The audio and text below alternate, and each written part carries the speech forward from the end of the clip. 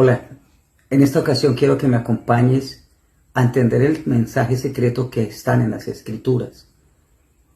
Cómo desde el profeta Isaías nos habla el Señor una promesa muy grande que la habla en parábolas para sus hijos. Vamos a compartir un texto de la Escritura conocido en Mateo capítulo 13, en el verso 10 y el verso 11.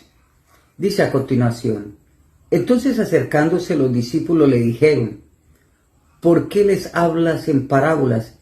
Y respondiendo les dijo: porque a vosotros os es dado saber los misterios del reino de los cielos, mas ellos no les es dado. Porque a cualquiera que tiene se le dará y tendrá más, pero al que no tiene, aún lo que tiene le será quitado. ¿Sabías que la mayoría de la Escritura, hablando del pacto renovado, del pacto nuevo o del Nuevo Testamento, como decimos en español?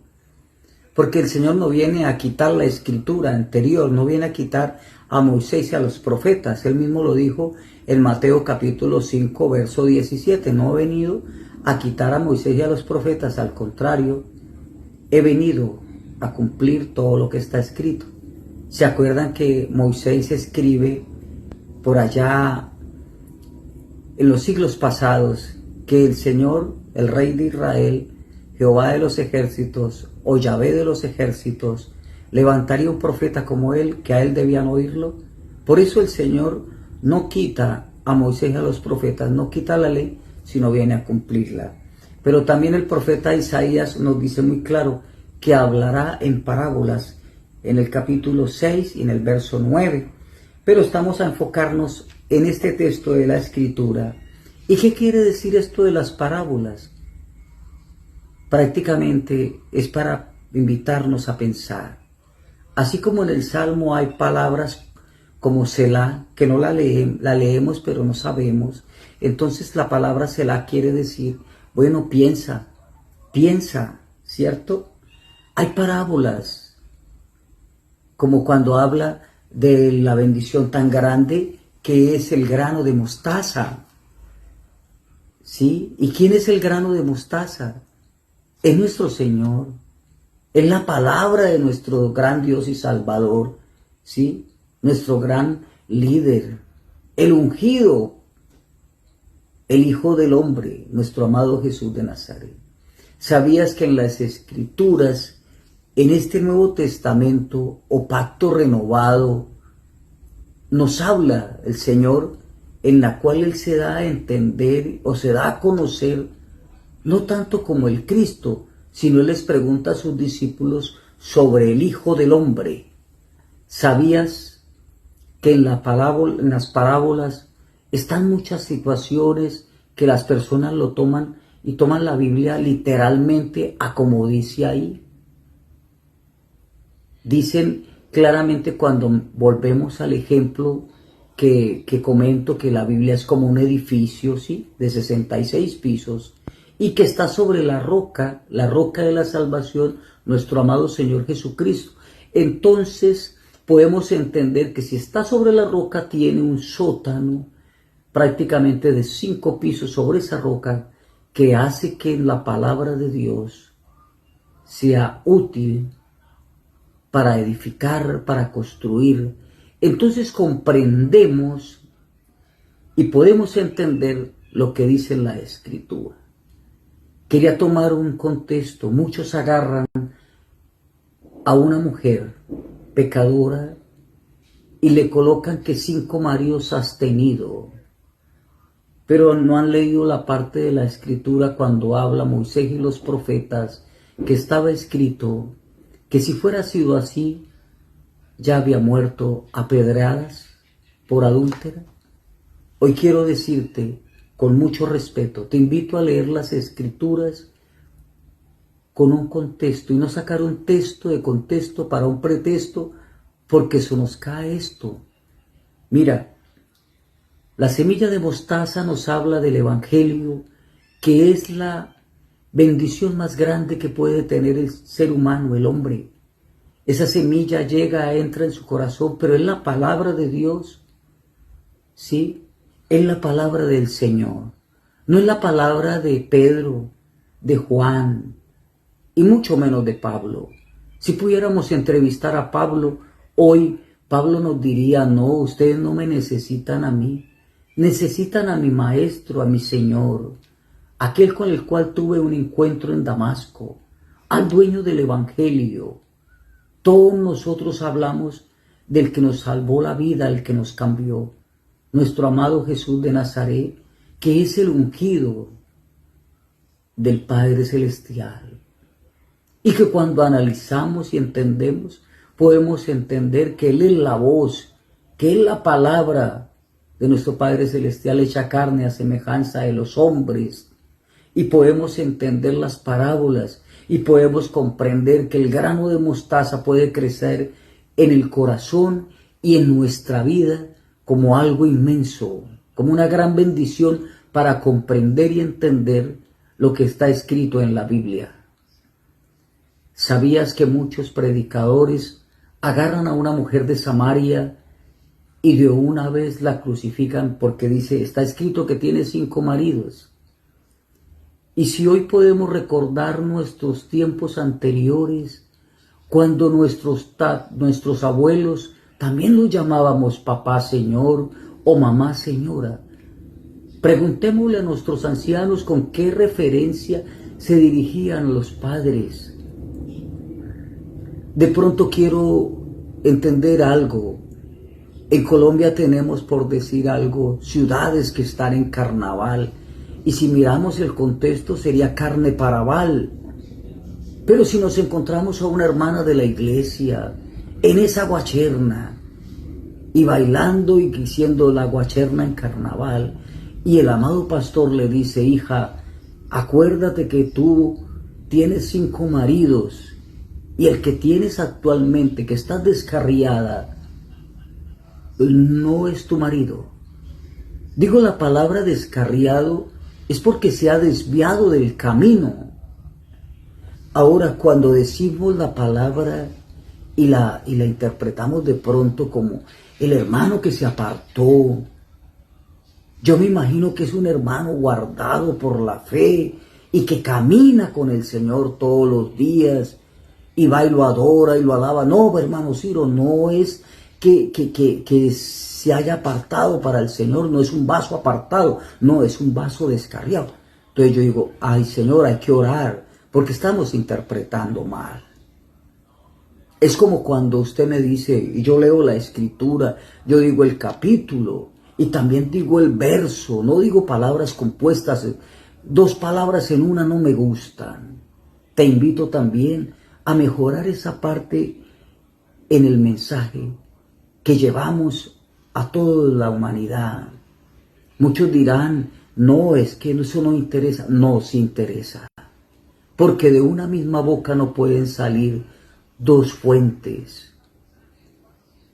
Yo me encanta cuando leemos las escrituras y decimos el capítulo y el verso, el pasú en hebreo. Pero es muy triste cuando leemos un gran personaje, un gran líder, y utiliza palabras compuestas. La palabra verso más otro pedacito. No, la verdad que sí. Quiero decirte que la Biblia, la palabra de Dios, está escrita en parábolas para que tú uses una palabra llamada Selah. Cae en la nota qué quiere decir. Es lo que dice. Ahora el maestro dice en la escritura, a vosotros les es permitido conocer el reino de los cielos, porque al que tiene se le dará, y el que no tiene se le quitará aún lo que tiene. ¿Qué es lo que tiene ese hombre? Tiene un alma que le prestaron, tiene un cuerpo que le prestaron. ¿Sabías que la escritura es maravillosa leerla y comprenderla? Poder pedirle al Señor, así como lo hacía Daniel en Babilonia, se arrodillaba hacia el oriente, mirando hacia el templo donde quedaban las ruinas del templo, pero que la palabra era fiel para decirle, donde tú estés, arrodíllate hacia allá y podrás entender. Muchos creen y piensan e interpretan a su manera, porque es que escrito está. No, es que aquí está escrito. Pero, ¿viste ya el espíritu de la letra? ¿Viste el espíritu de la letra? Y si por casualidad, hablando de la mujer, de aquella mujer, te has puesto a pensar si uno de sus maridos se llama Génesis, o de pronto el otro, ¿qué tal que se llame Deuteronomio? ¿Y qué tal si el otro de pronto se llama Éxodo para tenga la historia? Y si el otro se llama Levítico, que es el libro de los sacerdotes, en los cuales purifica él a los servidores del Eterno, de nuestro amado Jehová de los ejércitos, de nuestro amado Jesús de Nazaret. Bueno, entonces puedo llegar a imaginarme, podemos imaginarnos que no eran maridos físicos, sino era una doctrina de nuestros patriarcas, saber las escrituras y entenderlas, y entonces poderle decir a aquella joven en el carnaval, 5 maridos tienes y el que tienes no es tu marido. ¿Te imaginas la reacción de la persona que está con él ya ahí? ¿Cómo la va a tratar de ahí en adelante? Porque le habló un mensaje en parábolas para que esa joven regresara al camino. Hay un hombre que me ha dicho toda la verdad sobre nosotros.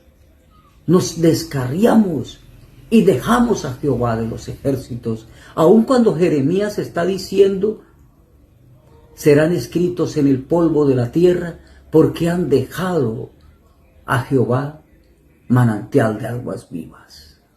Hoy quiero decirte, sin ánimo a equivocarme, que mi Señor, mi amado Salvador Jesucristo, te ama y quiere tener un encuentro contigo maravilloso para que tú entiendas y comprendas cuál es el mejor vino, de qué viña haces parte tú, cuál es el grano de mostaza, cuáles son los 5 panes y qué referencia tienen los 5 panes con nuestro amado Pentateuco o los primeros 5 libros de nuestro manual de doctrina. ¿Qué relación hay entre los 5 panes de cebada que vino un niño y le dio de comer a más de 5,000 y recogieron 12 cestas? ¿Te has puesto a pensar cuántas cestas son? Y si le damos una cesta a cada uno de los hijos de Jacob, ¿cuántos podrían comer? Por cada hijo de Jacob comerían 180,000 guerreros, sin contar las mujeres y los hijos. Hoy te invito a que prediques la palabra de nuestro amado Señor Jesucristo, el Evangelio, con la autoridad como el que sabe. ¿Sabes que el hijo pródigo se llama Efraín? Y que ya Raquel no llora más, porque en la casa del pan descendió y nace el verdadero pan. Nosotros hacemos parte, como dice Jeremías en el capítulo 16, somos los pescadores, estamos pescando peces en la tierra, pero después de nosotros vendrán los cazadores. Yo te invito hoy, te dejo esa reflexión. ¿Prefieres hacer parte de esta pesca milagrosa con nuestro Señor Jesucristo? ¿O permitirás que tu vida sea tomada por el cazador, que anda como león rugiente, mirando a quien devorar? Quiero invitarte a que hagas parte de nuestro amado Señor Jesucristo, de su pueblo ganador. Y te invitamos a que vengas a nuestra congregación a escuchar la palabra. Trae tu Biblia. Es el único requisito que queremos, que traiga las escrituras físicas para podernos deleitar en su palabra. Y acá, así como dice el Salmo, aprender a besar al Hijo para que no se enoje. Es el secreto más hermoso que puede haber, que estas letras toman vida cuando tú te pones en las manos del Salvador Jesús de Nazaret, el gran Rey, el Rey de Reyes y Señor de Señores, nuestro Sol de Justicia, el Hijo del Hombre, el que era, el que es y el que ha de venir. Aleluya. Dios te bendiga.